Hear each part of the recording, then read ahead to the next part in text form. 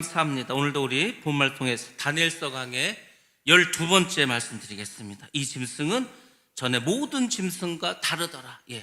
다른 짐승들과 다른 이 짐승은 과연 누구일 것인가? 아직 우리 눈에 나타나진 않았지만은 언젠가는 드러날 짐승이 있습니다. 오늘 그 짐승을 잘 여러분들 말씀 통해서 기억하시고 오늘도 우리 하나님께 주시는 은혜 가운데 또 기쁨 가운데 감사가 넘치는 그런 하루 되시기를 주님의 이름으로 축복합니다. 오늘이 10월 9일이었죠. 그 10월 9일이 무슨 날입니까? 한글날이죠. 근데 대부분의 사람들은 10월 9일 하면 뭐라고 하는지 아십니까? 10월 9일 무슨 날입니까? 10월 9일에는 노는 날입니다. 노는 날. 그러니까 10월 달에 벌써 세 번째 우리가 보너스를 얻었습니다. 국군의 날. 아주 노는 날도 아닌데 놀았습니다. 개천절도 쉬고 10월 9일 오늘 또 보너스를 얻어서 우리가 하루 또 쉬게 되었습니다. 한글날이죠. 그래서 많은 분들이 오늘 또 이렇게 쉼을 가지셨겠지만 또 이렇게 늦게까지 일을 하고 오신 분들도 있으셨을 겁니다. 오늘도 이렇게 제가 달력을 보면서 벌써 10월 달이네. 또 내일은 10일, 벌써 10월도 중순으로 이제 가고 있네. 이런 거를 보면서 참 빠르다 이렇게 생각을 했습니다. 제가 어제 이 충남 기독교 연합회 목사님들 모임이 있어서 참석을 했는데 소년보 목사님 오셨습니다. 소년보 목사님이 이제 시간이 자꾸 다가오니까 어디에 이제 목사님들이 모이셨다. 특별히 어제는 이제 충남 기독교 연합회가 모였으니까 각 지역의 임원 목사님들이 모였으니까 중요한 모임이지 않았겠습니까? 이분이 오셔서 한 5분 정도 말씀하셨으니까 5분을 말하기 위해서 부산에서 아산까지 오셨다니까. 5분 말하기 위해서. 그 핵심이 뭐냐면 이겁니다. 우리가 이제 10월 27일 날 모이기로 하지 않았습니까? 그래서 이제 교단별로 가기로 이제 결정을 내렸습니다. 우리나라 큰 교단. 물론 우리가 소속되어 있는 교단에서도 총회에서 우리가 이제 가는 걸로 했습니다. 그래서 우리 교회 몇 명이 가는가를 제가 이제 보고서를 써서 제출을 해야 됩니다. 그건 참 중요한 거죠. 근데 다른 건 이제 우리가 다 알고 제가 이제 새로운 사실이라기보다도 중요한 걸 하나 들었는데 이겁니다. 총회에서 가자고 가결을 했어. 그게 정했어. 임원들이. 그래서 각 개교에 공문을 보내고 우리 기독교인들이 정말 이 차별금지법만큼을 지키자. 이것을 위해서 우리가 다 이렇게 나와서 우리의 뜻을 관철시키고 하나님께 예배드리고 기도를 하자 이렇게 했어. 근데 사람들이 생각만큼 많이 안 나왔다. 그럼 여러분 어떻게 될 것 같습니까? 일단은요, 이제 한국 기독교는 완전히 무시당하는 겁니다. 자기들끼리 총회에서 다 정해놓고 자기들이 안 나왔네? 그렇게 되지 않겠습니까? 그래서 제가 가만히 생각해 보니까 그렇더라고요. 아니, 우리가 다 나가자고 어떤 한 교단도 아니야. 어떤 한 집단도 아니야. 한국 기독교의 큰 교단들이 다 가자고 해놓고서 안 나와서 정작. 그러면은요, 얼마나 사람들이 비웃겠습니까? 이제 저 기독교는 그냥 우리가 무시해도 돼, 자기들끼리 정하고도 안 나왔는데, 정말 그렇게 되겠더라고요. 제가 여러분들에게 이 얘기를 하는 이유가 있습니다. 왜 하겠습니까? 이유는 간단합니다. 10월 27일 날 가자는 겁니다. 다른 건 몰라도 그냥 하여튼 가시기 바랍니다. 그냥 우리가 그날은 일부 예배만 드리고 그냥 바로 끝나고 그냥 바로 이제 갑니다. 그래서 이제 출발해가지고 하여튼 가서 예배 드리는 겁니다. 3시간 예배 드리고 기도하는 건데 그만큼 중요한 거예요. 우리가요, 다른 거 몰라도 다른 걸 다 이거보다 더 중요하고 급한 일이 있습니까? 지금 이 차별금지법, 동성애법이 통과된 나라들은요, 나라가 나라 꼴이 말이 아닙니다. 이게 성별이 한두 가지가 아니에요. 우리가 잘 아는 김주훈이라고 있잖아요. 김주훈이 캐나다를 갔는데요. 캐나다에 가서 이제 인적사항을 써야 되지 않겠습니까? 이름을 쓰고 생년월일을 쓰고 성별날이 있어. 그럼 우리는 여러분들 우리나라의 서식에 성별하면 뭐밖에 없습니까? 남녀밖에 없어. 남녀. 근데요, 캐나다도 남, 여, 중성, 무성, 아침에는 여자, 저녁에는 남자, 기분 좋은 여자, 기분 나쁜 남자, 다 성이야. 캐나다도 10개 이상의 성이 있습니다. 미국 뉴욕은요 20가지도 넘어. 그러니까 이게 나라입니까? 이게 세상입니까? 학교에서 애들이 그냥 교과서로 배우는 거야. 그런 동성애 이런 것들을요. 여러분들, 우리가 이제 그렇게 말하죠. 동성끼리 결혼해서 애를 어떻게 낳냐? 남자끼리 살고 여자끼리 사는데 그래서 인간을 복제하는 겁니다. 지금요, 사람을 복제하지 못하도록 법으로 만들었지만 이미 사람을 복제할 만한 기술은 다 가지고 있어. 그러니까 어차피 애를 못 낳으니까 그러면 복제하지 뭐. 복제 나하고 똑같이 생긴 애를 그냥 저 과학자가 병원에서 이렇게 배양해서 그 낳으면 돼. 여러분들 그렇게 되는 겁니다. 그래서 복제도 하는 거예요. 그러니까 동성애는 다 문제가 없다는 거죠. 왜 우리가 이렇게 동성애를 반대하냐면은 이유는 간단합니다. 하나님께서 인류가 죄를 졌을 때 심판을 내리셨습니다. 하나님께서 성경에 보면은 노아 홍수 때도 그랬고 소돔과 고모라 때도 그랬고 이 심판을 하지 않았습니까? 그런데 그 심판했던 가장 중요한 이유는 동성애 때문에 했습니다. 그러니까 우리가 살아가는 이 세상도 이렇게 동성애가 관영하고, 뭐 동성애하는 사람은 뭔가 좀 잘나고 똑똑하고 뭔가 좀 진보적이고 뭐 유능하고 뭐 이런 사람을 생각하고, 그거를 반대하는 사람은 뭘 좀 뒤처져 있고 원시적이고 무식하고 막 이렇게 생각하지 않습니까? 그러니까 역차별을 당하는 거예요. 소수의 사람들이 마치 자기들이 엘리트인 것처럼. 아니죠. 그러니까 이제 그것을 우리가 반대하자는 겁니다.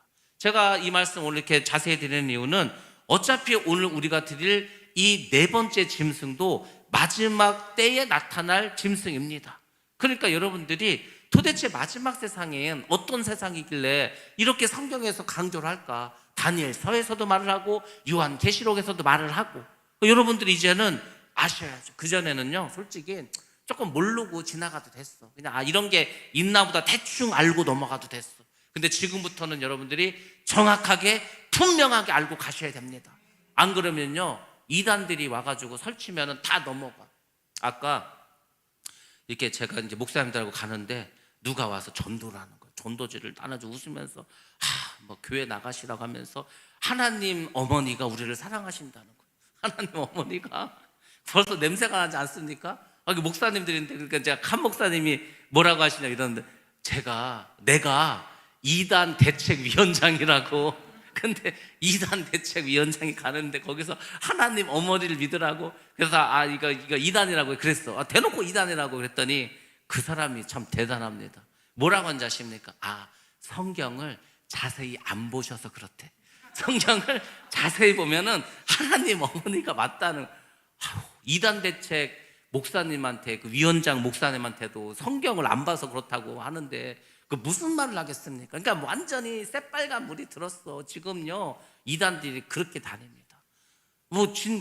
말도 못한다니까. 신천지요 얼마나 열심히 복음을 전하는지 자기들의 복음을 말도 못해.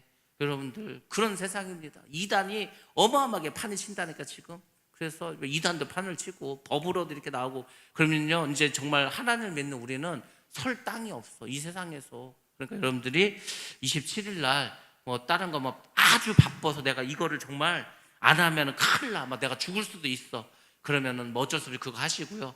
그게 아니라면은 그냥 이게 일찍 오셔 예배 드리고 끝나고 이제 바로 우리 교회에서 차를 대절했기 때문에 뭐 다른 교회 이렇게 얻어 타고 갈 필요도 없습니다. 그냥 우리 교인들끼리 가면 돼. 그러니까 많이 가셔가지고 가신 김에 서울 구경도 한번 하시고 그 광화문인데 광화문, 경복궁, 시청 그냥 안 가도요 멀리서도 다 보여. 그러니까 이제 세종대왕 거기서도 사진 한번 찍으시고요. 사람이 많으면 못 찍겠지만 그렇게 해서 한번 보시는 거예요. 우리가 그동안 TV에서 뉴스에서 얼마나 많이 봤습니까? 뭐 광화문에서 뭐 몇십만이 몇백만이 모여서 뭐 했다고 하는데 우리는 저기를 우리가 갈 일이 있나? 어떻게 갑니까? 우리가. 근데 정말 우리가 큰 어떤 마음을 먹고 가는 거니까 참석을 하셔서 같이 은혜도 받으시고, 그럴 때 가서 소리도 한번 막 질러 보는 거야. 막 그냥 그럴 때 가서 그냥 막 목이 쉬도록 막 기도도 하고 막 소리도 지르고 막 누구누구 물러가라 이런 데모는 아니지만 하여튼 가서 찬양도 크게 하시고 기도도 크게 하시고 그냥 그 광화문이 막 흔들릴 정도로 한번 보시고. 제가 그때 그랬잖아요. 제가요 여름인가 그때 한번 그걸 느꼈는데, 강남 고속터미널 있지 않습니까? 강남 고속터미널. 그 제가 이제 그 저녁 그 버스를 타고 내려오는데, 제가 그 저녁에 그 강남 고속버스터미널 지하를 가면서 그 지하 그 백화점 있지 않습니까? 신세계? 그걸 지나가면서 은혜를 받았어. 무슨 은혜를 받았냐면 사람이 너무 많은 거예요. 이해를 못 하시는구나. 금산에 사람이 없지 않습니까? 밤이 돼도 사람이 도로에 없지 않습니까? 아니 근데 거기 갔던 서울에 막 사람들이 얼마나 많은지 막 뭐 식당에도 뭐 카페에도 그 복도에도 막 가서 막 사람이 너무 많은 거예요. 사람이 많은 것을 보고도 은혜가 되더라니까요. 그냥 야, 이렇게 사람이 많아서 얼마나 좋을까 이 생각을 했거든요. 여러분들 우리 요새 사람 구경 못 하지 않습니까? 사람 구경 못 하니까 그날 가서 사람 구경 잘하고 오시기 바랍니다.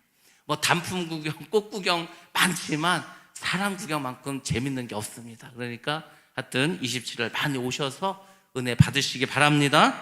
예, 7절 오늘 우리 본문 말씀인데 우리가 7장 1절부터 6절까지 세 개의 나라에 대해서 말을 했습니다. 근데 그 세 나라는 특징이 있었죠. 어떤 특징이 있었냐면 그 나라를 다 짐승으로 비유했습니다. 첫 번째 나라가, 첫 번째 짐승이 뭐였습니까? 예?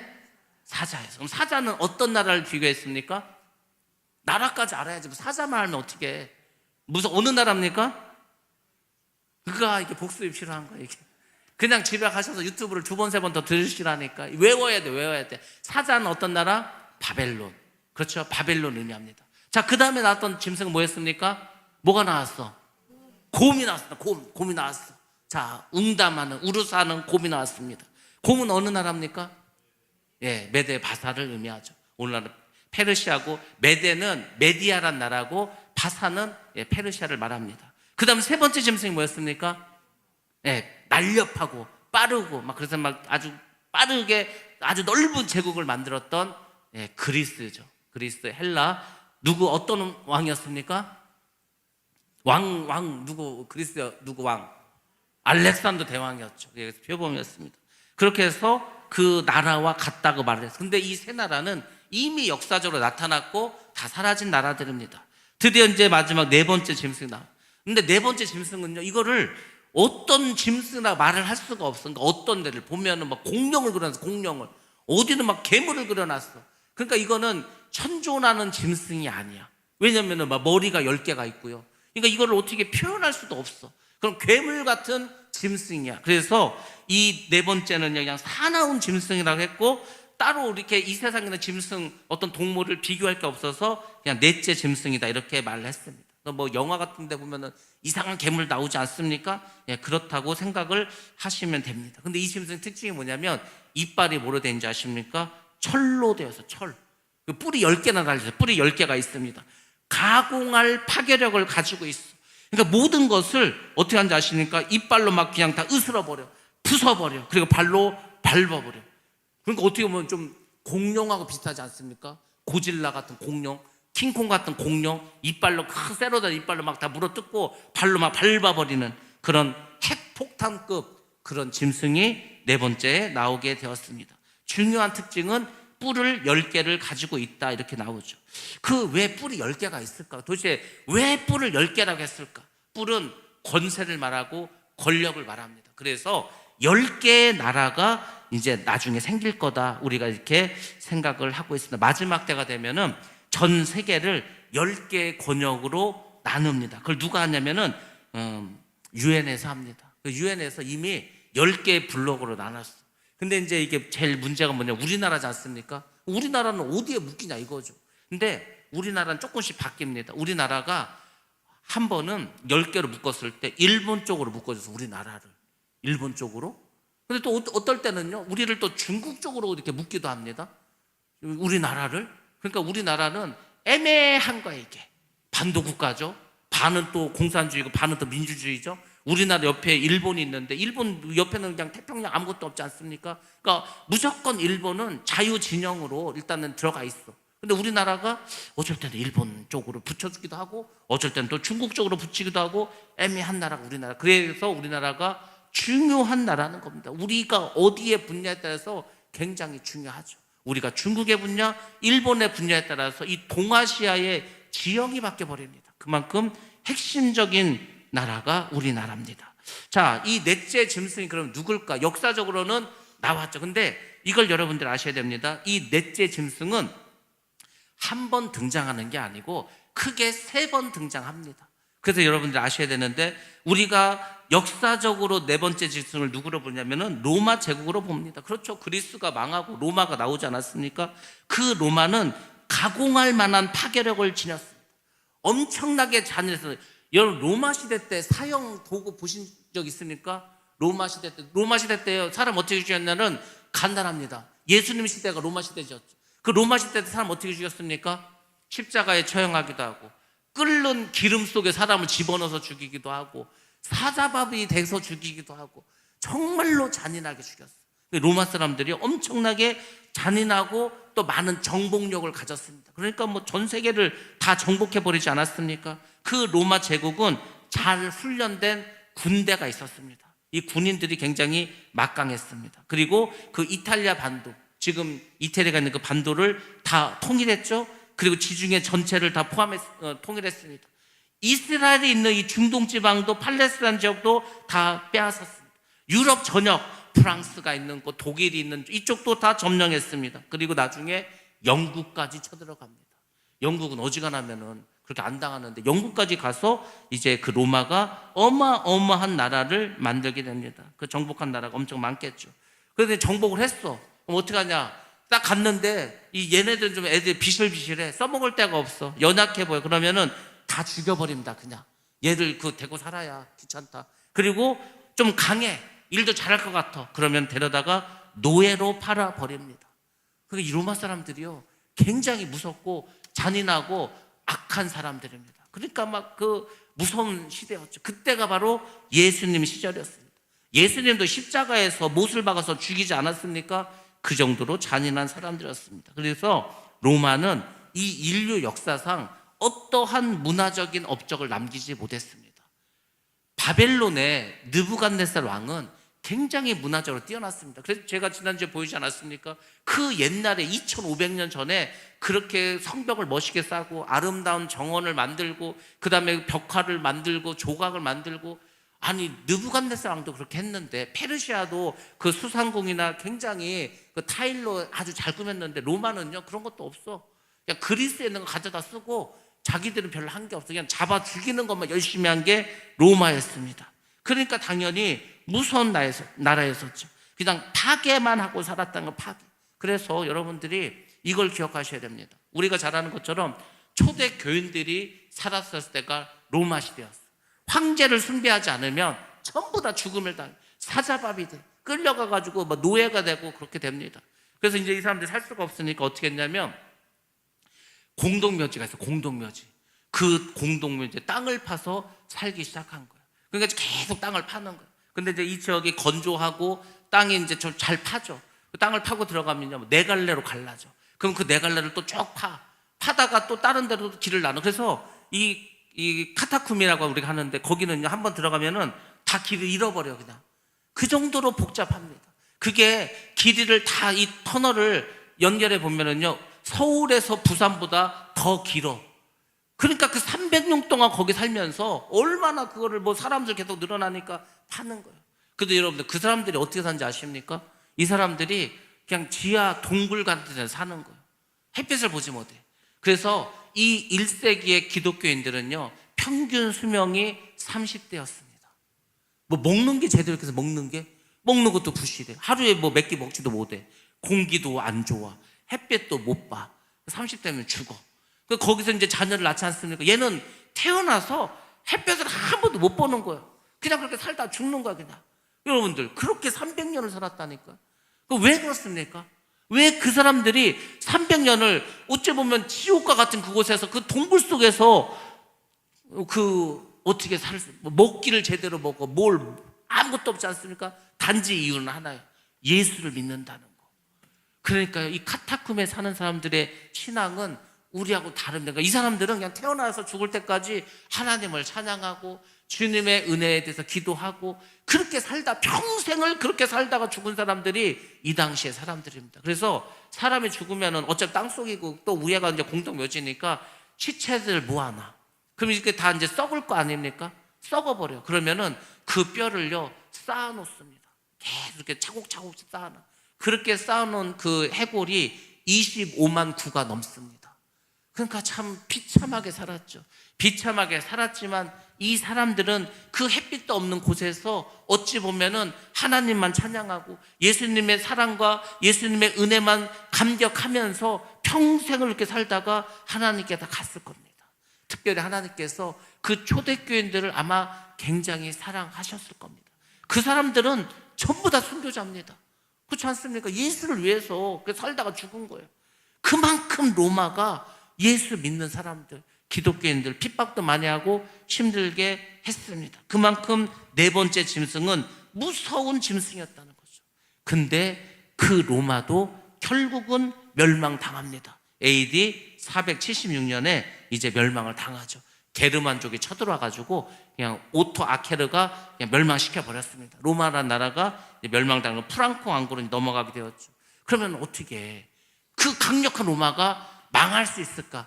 망한 게 기적이야. 아니 그렇게 강한 나라가 어떻게 망하지? 망한 게 기적입니다. 왜 망했습니까? 첫 번째로는 도덕적으로 부패했습니다.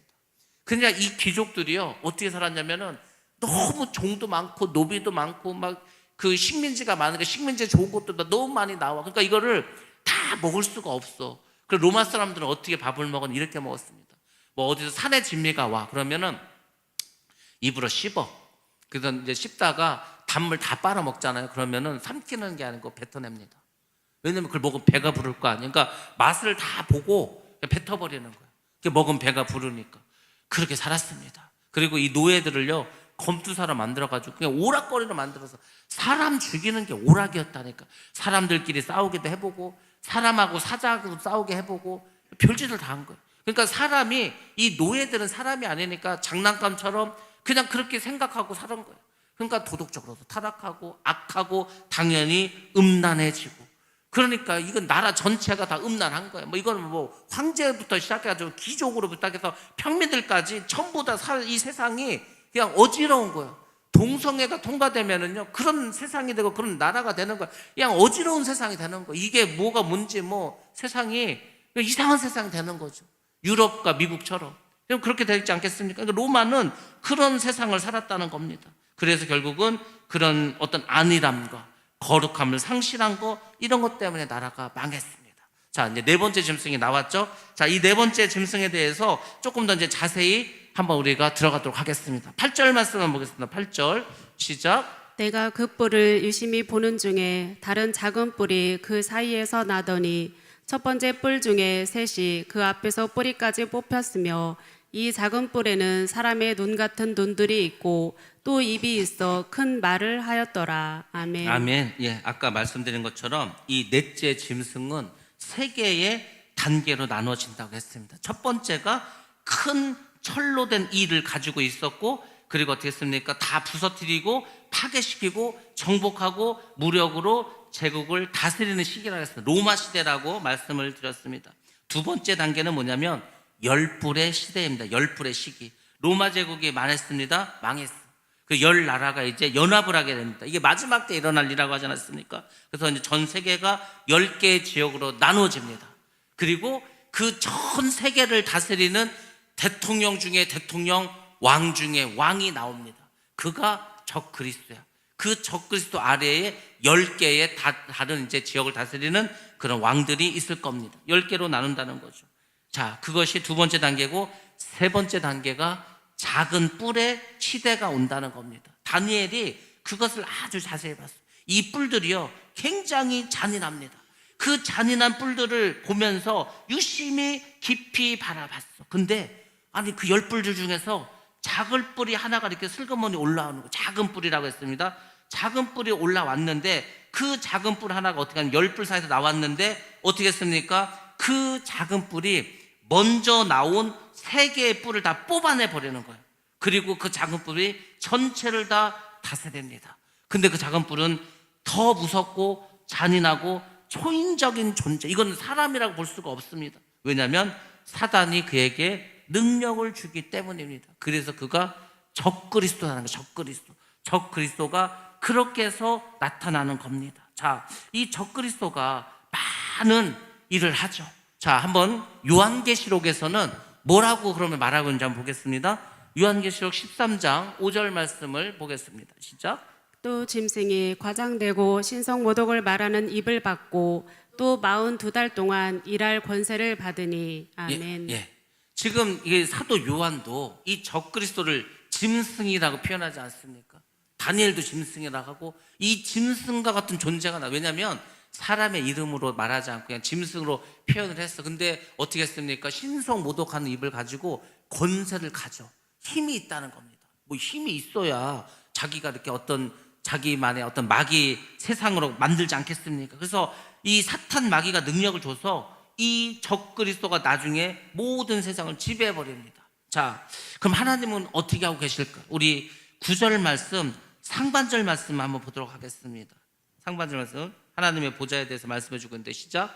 내가 보니 왕자가 놓이고 옛적부터 항상 계시니가 좌정하셨는데 그의 옷은 희기가 눈 같고 그의 머리털은 깨끗한 양의 털 같고 그의 보좌는 불꽃이요 그의 바퀴는 타오르는 불이며. 아멘. 아멘. 예. 보좌에 앉으신 하나님의 이야기가 나오는 거. 지금 이제 세상 나라는 적그리스도가 나와서 아주 잔인하게 예수 믿는 사람 막 죽이고 감옥 보내고 전쟁이 일어나고 이런 아주 흉악한 세상이고, 뭐 하나님 뭐 하고 계시는가? 그 하늘나라에 대해서 보여주고 있죠. 하나님께서 보좌에 앉아 계십니다. 하나님 나라의 모습이 나오는데 한 보좌, 옥자가 있다는 거죠. 근데 거기에 누가 앉아 계시냐면 옛적부터 계신 분이 앉아 계신다고 합니다. 하나님을 이 다니엘이 옛적부터 계신 분이라고 표현했습니다. 하나님은요 옛날부터 계셨습니다. 언제 옛날까지? 언제 옛날? 옛날 막 호랑이 담배 피던 시절 그때니까 그 위로 계속 올라가, 끝이 없이 올라가도 이분의 시작을 알 수가 없어. 그분이 하나님입니다. 하나님은요 시작을 알 수 없고 끝을 알 수 없고 그분이 하나님이라고. 끝도 알고 시작도 알고 그럼 하나님 아닙니다. 능력이 안 돼 그럼 하나님 아닙니다. 뭘 정하지를 못해 하나님 아닙니다. 그게 하나님이니까 하나님이 될 조건이 있는데, 그래서 하나님은 알파와 오메가가 돼야 되는 거예요. 시작부터 끝까지 다 관할하셔야 됩니다. 그래야 우리가 하나님이라고 볼 수가 있습니다. 다니엘이 옛적부터 계신 분 하나님에 대해서 묘사를 해주고 있는데 옷은 눈과 같이 희고 머리카락은 양털처럼 깨끗하다고 합니다. 하나님의 공의로움과 심판자의 어떤 그 어미로움과 그리고 그분의 광채와 그분의 순결을 나타내주고 있습니다. 그러니까 많은 사람들이 천국을 갔어. 천국에 가서 하나님을 만난 분들이 꽤 있습니다. 근데 어떤 하나님의 형상을 본 게 아니고 밝은 빛을 봤다는 거예요. 밝은 빛. 뭐 너무 밝아서 뭐 눈을 뜰 수도 없고 막 그 하나님이죠. 하나님을 그렇게 표현합니다. 이분이 뭐 우리처럼 뭐 머리가 있고 이게 아니에요. 하나님 우리가 볼 수가 없는데 그래서 빛으로 우리에게 보여지는 겁니다. 이분이 온 세상을 심판하실 하나님입니다. 다니엘은 그동안 어떻게 했습니까? 탐욕과 잔인함으로 가득한 이 세상만 보게 되었어. 야, 이 세상이 이래서 어떻게 할까? 여러분이 막 악한 세상만 봤어. 더러운 세상만 봤어. 잔인한 세상만 봤어. 마음이 어떻겠습니까? 괴롭지. 왜 이런 것만 있지? 세상이 왜 이러지? 막 한탄하지 않겠습니까? 그런 다니엘에게 하나님께서 하나님의 나라를 보여주고 계신 겁니다. 그 하나님의 장엄한 모습을 봤어. 그리고 다니엘이 본 게 뭐냐면 하나님의 심판하는 보좌를 보게 되었다는 겁니다. 그걸 깨닫는 거, 아 그렇구나. 이렇게 악하고 이렇게 더러운 네 번째 짐승, 그 밑에 쏘아있는 온갖 귀신들, 그 밑에 적그리스도 세력들 다 하나님이 심판하시는구나 깨달았다는 거죠. 여러분들 우리가 이제 뭐 뉴스에 김정은도 나오고 뭐 많은 악한 자들 많이 나오지 않습니까? 그럼 여러분들 뭐라고 생각합니까? 야, 참 못됐다, 나쁘다 이렇게 생각하죠. 근데 여러분들 하나님이 철저하게 심판해가지고요 그 악한 자는 더 큰 형벌을 받아서 더 고통스러운 지옥에서 영원토 고통을 당합니다. 만약에 하나님이 그렇게 해주지 않으면 억울하지 않습니까? 사람을 너무 쉽게 죽여, 너무 악한 짓을 해, 흉악해. 야, 사람이 못돼도 어떻게 저렇게 못됐냐. 그러니까 지옥은요 반드시 있어야 돼. 왜? 그래야 그렇게 나쁜 사람들이 벌을 받는다 우리가 알 수 있지 않습니까? 이 세상은요 법이 있고 이 세상은 공의롭지 않기 때문에 나쁜 사람이고 악한 사람인데도 잘 먹고 잘 살고 해. 근데 하나님이 그걸 정의로 공의로 심판 안 해준다고 하면 얼마나 억울하겠습니까 우리가. 그렇죠? 그래서 하나님은 악한 자들 철저하게 심판하십니다. 다니엘에게 그걸 보여준 거야. 야, 너 있잖아 이렇게 막 그 넷째 짐승이 많은 사람들 죽이고 잔인하게 했다고 해서 너무 힘들어하지 마. 어차피 내가 전부 다 심판시켜 버릴 거다. 이것을 보여줍니다. 다니엘에게만 보여준지 아십니까? 아닙니다. 요한계시록 5장에 보면은 요한도 하늘나라에 가서 하나님의 보좌를 봅니다. 하나님이 계시죠? 하나님에게 가장 가까이 누가 있습니까? 내생물이 있는 거. 내생물, 천사장들이 있어.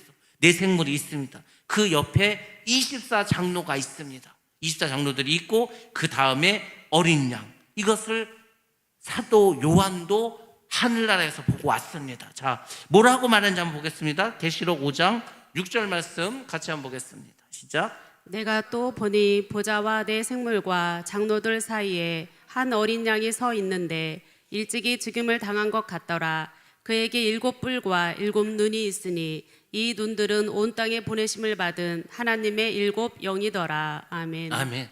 사도 요한은 천국에 가서 예수님도 봤습니다. 죽음 당하신 어린 양 예수님 봤어요. 다니엘은 뭐 예수님까지 보지 못했죠. 근데 사도 요한은 예수님도 보고 왔습니다. 자, 그러면서 하는 말이 무엇입니까? 자, 우리 9절 하반절부터 10절까지 말씀인데 같이 한번 보겠습니다. 10절 말씀, 예, 시작. 9절부터 보겠습니다.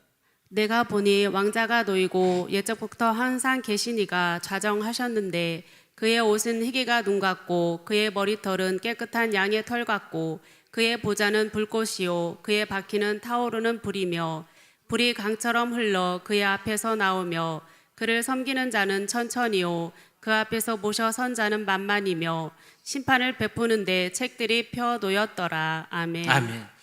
다니엘은 그러면 이 천국의 어느 부분을 보고 왔을까가 이제 중요하겠죠. 저 장면은요, 백보자 심판입니다. 백보자 심판은 뭐냐면 예수님이 재림하셨습니다. 이 세상에 심판을 받았죠. 그리고 이제 예수님께서 예수 그리스도를 구주로 믿는 사람들을 데리고 천년왕국, 메시아 왕국을 1000년 동안 이루십니다. 그리고 그 후에 또 이제 마지막 그 전쟁이 있죠. 마곡과 고개의 전쟁. 그리고 백보자 심판이 있습니다. 그 백보자 심판대를 보고 백보자 심판이 끝나면 이제 새하늘과 새 땅, 신천지가 열리는 거죠. 새로운 요한계시록 22장의 모습이 나오는데 그 요한계시록 22장의 모습을 본 거예요. 그 심판대의 모습을 보고 왔습니다. 하늘나라의 모습을 보니까 대단하죠. 천년 왕국도 끝났습니다. 백보자 심판대입니다. 옥자에 하나님의 보좌에 불꽃이 막 일어나고 있습니다. 그 옥자 밖에서 불길이 막 치솟아 오릅니다. 그 불길이 강물처럼 막 흘러나오는 거야. 불이 막 강물처럼 흘러나온다는 거예요. 그 심판을 다 의미하지 않습니까? 그런 모습을 보고 왔습니다. 그래서 예수님께서 온 세상을 다 심판하는 모습을 봅니다. 하나님 어떻게 심판하신다고 했습니까? 공의를 가지고 한다는 거죠. 공의로. 그러니까 우리가 두렵고 떨림으로 정말 살아야 되는 거예요. 그 공의는요, 누구도 예외가 없습니다. 우리가 말하고 우리가 행하고 우리가 생각한 것까지도 다 거기에서 이제 심판을 받게 됩니다. 그래서 그때 심판 받을 때 워낙 사람이 많으니까 예수님의 수종을 듣는 사람이 수천이고 그를 모시고 서 있는 사람이 수만 명이라고 했습니다. 어마어마하게 많은 사람들이 그곳에 있습니다. 심판이 시작됩니다. 그러면은 책을 펴게 됩니다. 하나님의 생명책에 기록된 사람들이 있습니다. 그러면은요, 그냥 천국행이요. 생명책에 이름이 있으면 그냥 천국행으로 간다고 보시면 됩니다. 그러니까 우리가 그걸 바라보고 예수를 믿는 거. 그렇게 사는 것도 힘들고 몸도 아프고 되는 일도 없고 막 괴롭고 막 예수 믿는 게 그렇게 힘드냐, 이걸 생각하시라. 이거를 그 카타콤에 있는 사람들이요, 다 하늘나라를 소망하며 살았습니다. 자기들은 지금 캄캄한 데 살아. 먹을 것도 없어. 사는 게 아니야. 그 동굴 속에서 평생을 살아야 돼. 그래도 이 사람들 살 수 있었던 건 뭐냐면, 야, 우리가 죽으면 저 천국, 저 밝은 천국, 하나님은 그곳에서 영원토록 산단다. 그러니까 살지.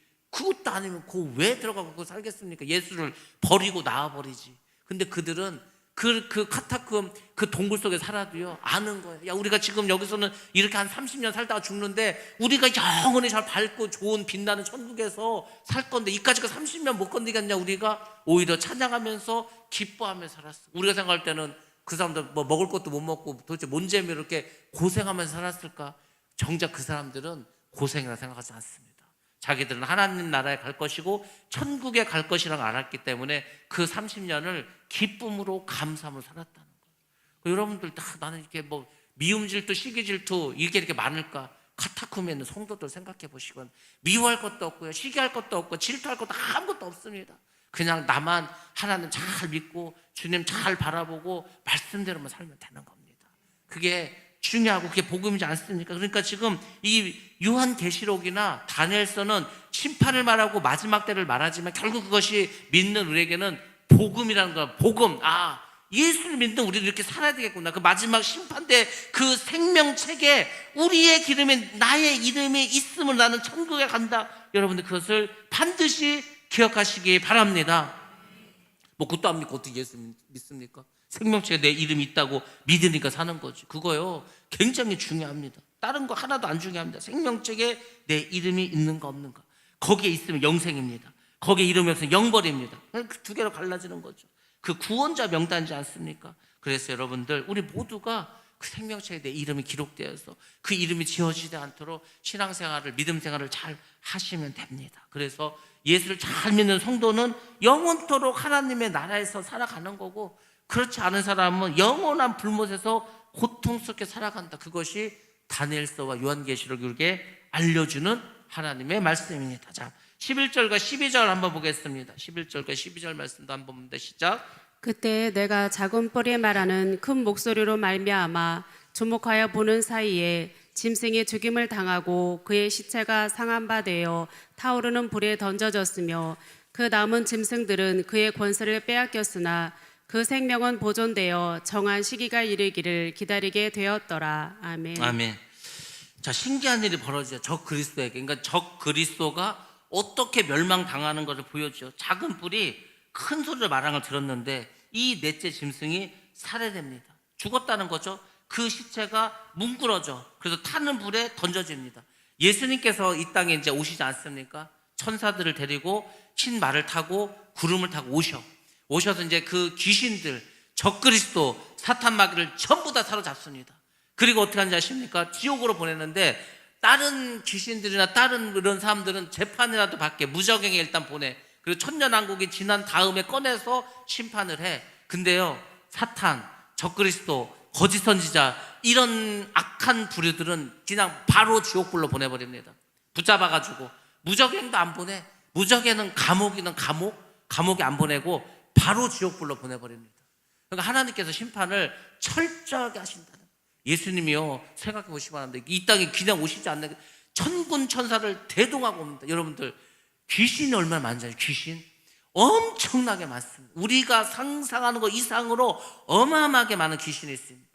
근데 예수님이 이 땅에 오실 때는요, 그보다 더 많은 엄청난 천사들을 이끌고 내려오십니다. 아니 그래야 다 붙잡을 거 아니 그래야지 다 나중에 일망타진해버리지 않겠습니까? 삭잡아드려야지. 다 감옥에 쳐놓고 지옥불에 쳐놓으려면은 다 천사들 와야 되지 않겠습니까? 그러니까 엄청난 일들이 마지막 때 벌어진다는 거죠. 그 마지막을 향해서 이 세상에 지금 굴러가고 있다 이렇게 보시면 됩니다. 앞에 있었던 그 세 마리의 짐승들은 권세를 빼앗아 얼마간 생명을 줘. 그리고 무적행에 갇혀있다가 마지막 심판을 받고 지옥불에 들어가지만 이 사탄, 적그리스도, 거짓 선지자는 뭐 전혀 바로 그냥 지옥불로 보낸다. 이걸 여러분들이 기억하시고, 사는 게 힘들다, 내가 억울하다, 살다 보면 억울한 일 많습니다. 근데 그 일만 생각하면 억울한 거예요.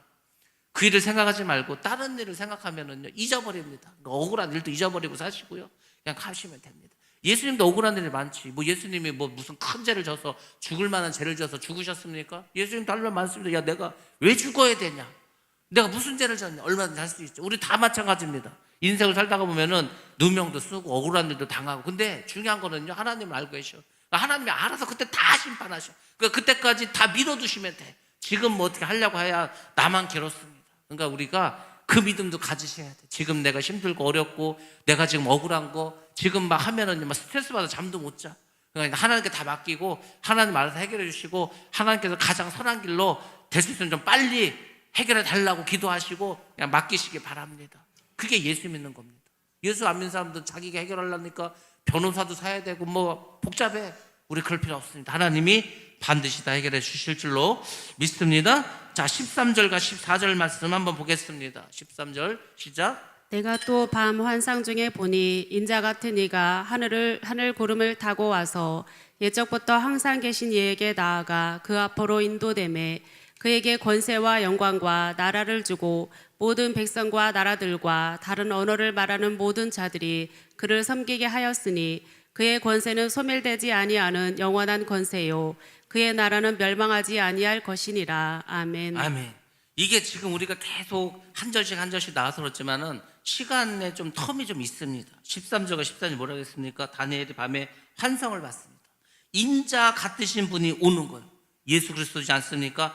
하늘에서 구름을 타고 오셔. 그러니까 이 다니엘은 예수님이 이 땅에 재림하는 그 장면도 봤다는 거죠. 옛적부터 계신 하나님에게 그분이 나아갔습니다. 하나님 예수님에게 권세와 영광과 나라를 주신다.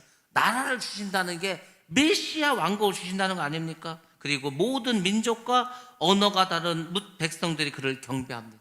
그러니까 지금 우리가 전 세계 사람들 언어가 다 다르죠. 근데 예수님이 재림하시면은 그 언어도 이제 하나로 만들어지게 됩니다. 그래서 우리가 외국 사람들하고도 소통도 하고 하나님을 찬양하고 예배드리고 하지 않겠습니까? 그 권세는 영원한 권세고 무궁무진한 권세입니다. 그리고 그의 나라는 결코 멸망하지 않습니다.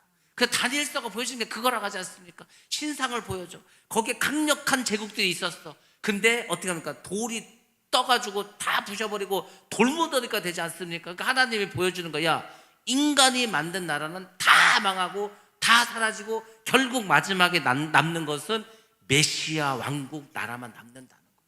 하나님의 나라만 남는다. 이거를 사실 다니엘서에서 보여주고 계시는 겁니다. 오늘날 우리에게도 말하는 게 그거지 않습니까? 이 악한 세상, 악한 나라, 악한 사람은 전부 다 심판받고 하나님이 그의 백성들을 데리고 그들과 함께 하나님이 사시겠다는 겁니다. 그게 그냥 끝이야. 이 모든 인류 역사의 끝이 바로 그거라는 겁니다. 자, 15절부터 18절 말씀 또 한번 보겠습니다. 시작. 나 다니엘이 중심에 금심하며 내 머릿속의 환상이 나를 번민하게 한지라. 내가 그 곁에 모셔 선 자들 중 하나에게 나아가서 이 모든 일의 진상을 물으매 그가 내게 말하여 그 일의 해석을 알려주며 이르되 그 내 큰 짐승은 내 세상에 일어날 내 왕이라. 지극히 높으신 이의 성도들이 나라를 얻으리니 그 누림이 영원하고 영원하고 영원하리라. 아멘. 아멘. 다니엘이 환상을 봤는데 이게 뭔 말인지 몰라. 근심도 되고 번민도 되었습니다. 그래서 하나님의 사자 이 천사에게 도대체 내가 본 환상이 무슨 뜻입니까? 이것을 물어봅니다. 천사가 해석을 해줘. 그 짐승 네 마리는 결국은 이 땅에 일어날 내 왕을 상징한다. 그 내 왕은 나라를 상징하는 거죠. 그리고 또 뭐라고 했습니까? 가장 높으신 분의 성도들, 가장 높으신 분은 하나님이죠. 주님이죠. 그분의 성도들은 나라를 얻게 된다는 거예요. 근데 그 나라는 영원히 어떻게 합니까? 그 나라를 누린다는 거죠. 망하지 않는다는 겁니다. 성도들이 천년왕국, 메시아 왕국에서 영원히 왕노릇을 하고 그리고 천년왕국이 끝나면 하나님께서 이 땅에 내려오셔서 이 땅에서 영원한 천국을 만드신다는 겁니다. 우리가 그렇게 교회를 오래 다녀도 천국이 저 하늘나라에 있다고 생각하죠? 아닙니다. 하늘의 그 성이 이 땅으로 내려옵니다. 물론 그 땅은 지금 이런 세상이 아니고 에덴 동산 같은 곳이겠죠. 하나님께서 내려오신다가 친히 같이 사는 거야. 왜? 악한 자들 다 지옥 보냈어. 귀신이고 악한 사람이고 다 지옥 보냈기 때문에 이제 선하고 착하고 예수님을 구주로 믿는 사람만 남았어. 하나님 나라죠. 이제 그렇게 하나님이 사신다는 겁니다. 그러니까 여러분들이 그것을 우리가 잘 믿어야 되겠죠. 자, 세상의 왕은 힘이 센 것 같습니다. 강한 것 같습니다. 모든 것을 삼킬 것 같습니다. 그렇지만 다 멸망당합니다. 우리 성도들은 어떻습니까? 우리 성도는 약합니다. 그렇죠? 늘 잡아먹힙니다. 늘 패배할 것 같습니다. 연약해 보입니다. 그렇지만 하나님으로 인해서 우리는 나라를 얻고 승리하게 된다는 것입니다. 그러니까 그런 생각을 좀 가지고 사시라고. 가지고. 야, 이 뭐 대한민국이 다가 아닙니다. 우리는 하나님의 나라에 살 거지 않습니까? 그러니까요, 나는 땅도 10평도 없어. 이런 거 가지고 고민하지 마시기 바랍니다. 천국은요, 땅도 많습니다.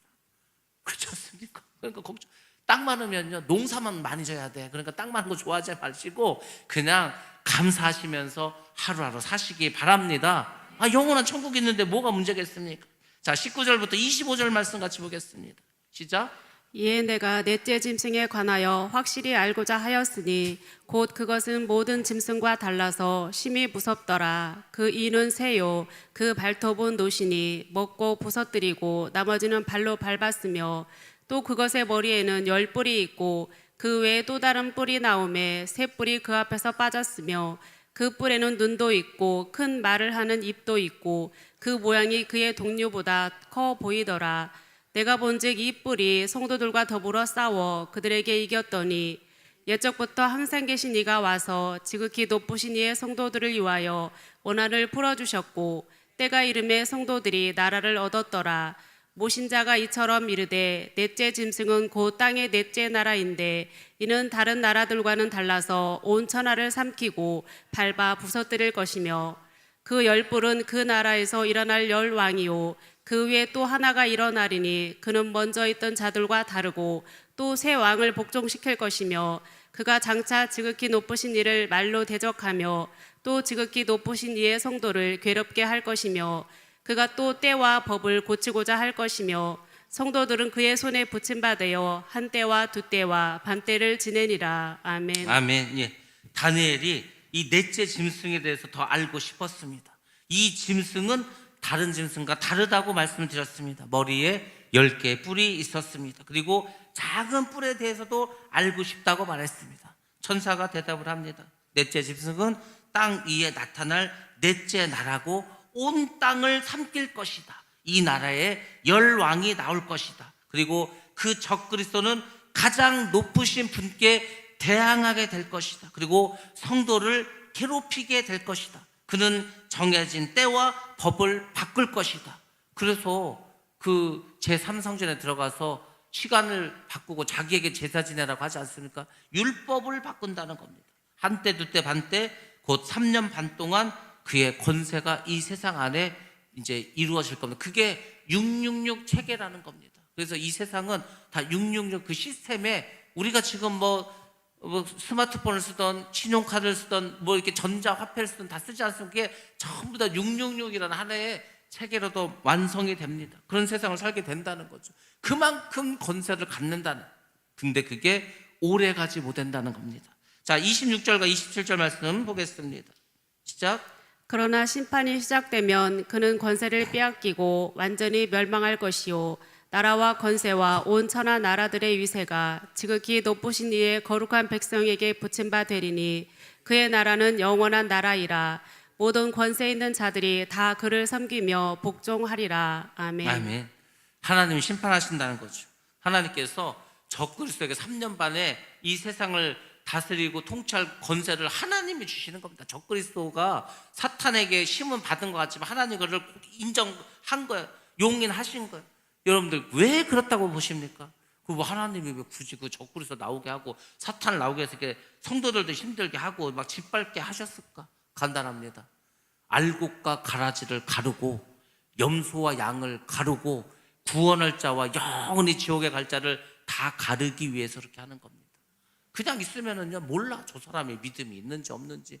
근데 환난과 핍박과 어려움이 있으면 믿음이 있는지 없는지 다 드러나게 됩니다. 그러니까 하나님께서 그 모든 것을 악한 자는 그 악함이 다 드러나, 믿음 있는 사람은 그 믿음이 다 드러나. 그러니까 누가 뭐라고 말을 못해. 아, 저 사람은 믿음 좋은 것 같은데 왜 지옥 보냅니까? 이런 말을 못해. 왜? 누가 봐도 저 사람 지옥 갈 사람이야. 누가 봐도 저 사람 천국 갈 사람이야. 누가 말을 못하게끔 아니 하나님께서 확실하고 분명하게 딱 보여주는 겁니다. 그래서 환난과 핍박을 주시는 거예요. 그 환난과 핍박을 이긴 자야 진짜 성도지 않습니까? 그 마지막 때 그 666에 빠져가지고 그 표를 받고 그걸로 매매를 하고 그 다음 적그리스도에 절을 하고 누가 봐도 지옥 가야 되지 않겠습니까? 그러니까 하나님께서 이런 일을 다 하십니다. 넷째 짐승이 땅에 나타나서 그 넷째 나라 온 땅을 다 삼킵니다. 그리고 10개의 나라가 나온다고 했습니다. 그리고 하나님 그들을 다 심판하고 권세 다 뺏는다고 했습니다. 나라와 권세와 온 천하 열국을 어떻게 한다고 했습니까? 전부 다 하나님께서 어떻게 했습니까? 그 악한 적에서 빼앗아서 거룩한 백성에게 돌려줍니다. 진리가 짓밟혔습니다. 다시 하나님께서 회복시켜주십니다. 이 세상이 악과 불의로 성향하게 되었습니다. 하나님께서 그 모든 것을 순결하고 깨끗하게 해주시고 결국은 승리하게 해주십니다. 예수를 믿는 우리가 마지막에 갖는 것은 뭐냐면 승리라는 겁니다.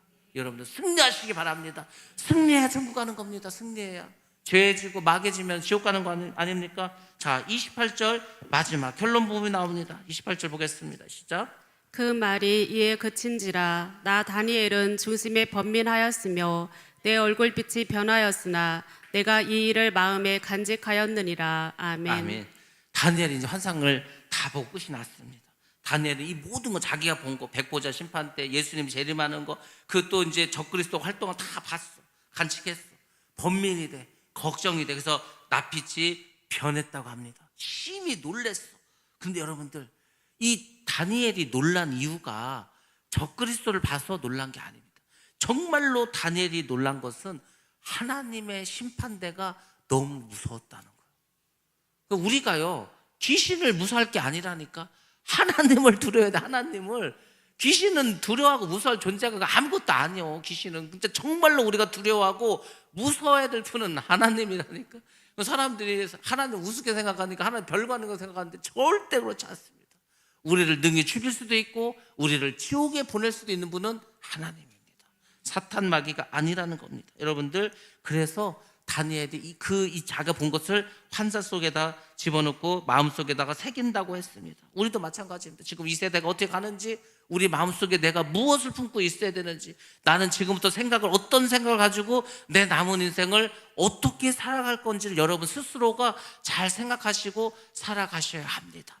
그냥 물에 물 탄 듯, 술에 술 탄 듯, 이리 끌리면 이리 가고 저리 끌리면 저리 가고 그러면 안 되고요. 분명하고 확실한 나의 심지를 가지시고 여러분들 승리하면서 살아가시기 바랍니다.